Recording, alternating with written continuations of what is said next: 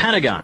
The day before 9/11, Secretary of Defense Donald Rumsfeld declared war, not on foreign terrorists. The adversary is closer to home.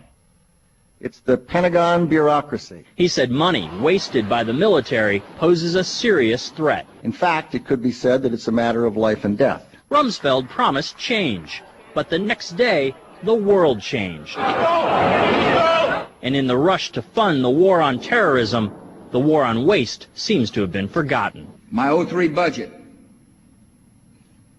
calls for more than $48 billion in new defense spending. More money for the Pentagon when its own auditors admit the military cannot account for 25% of what it already spends. According to some estimates, we cannot track $2.3 trillion in transactions. $2.3 trillion with a T. That's $8,000 for every man, woman, and child in America.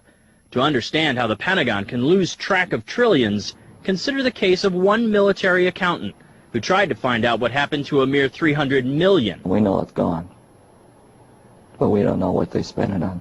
Jim Minery, a former Marine turned whistleblower, is risking his job by speaking out for the first time about the millions he noticed were missing from one defense agency's balance sheets.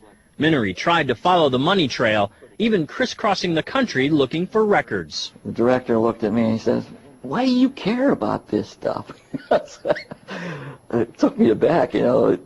My supervisor asked me why I care about doing a good job. So he was reassigned and says officials then covered up the problem by just writing it off. They got to cover it up. That's where the corruption comes in. They've got to cover up the fact that they can't do the job. The Pentagon's Inspector General partially substantiated several of Minery's allegations, but could not prove officials tried to manipulate the financial statements. 20 years ago, Pentagon employee Franklin C. Spinney made headlines exposing what he calls the accounting games.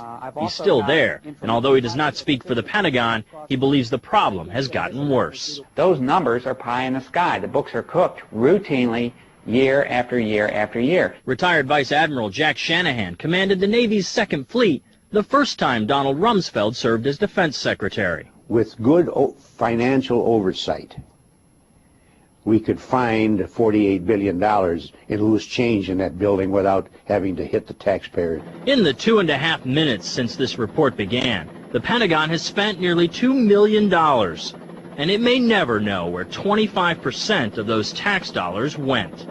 In Los Angeles, I'm Vince Gonzalez for Eye on America.